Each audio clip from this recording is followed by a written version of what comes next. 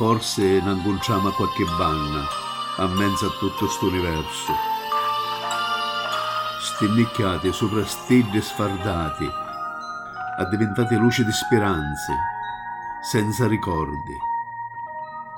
Lampe in cialoscuro, non più carne, ma materia, roccia, ghiaccio.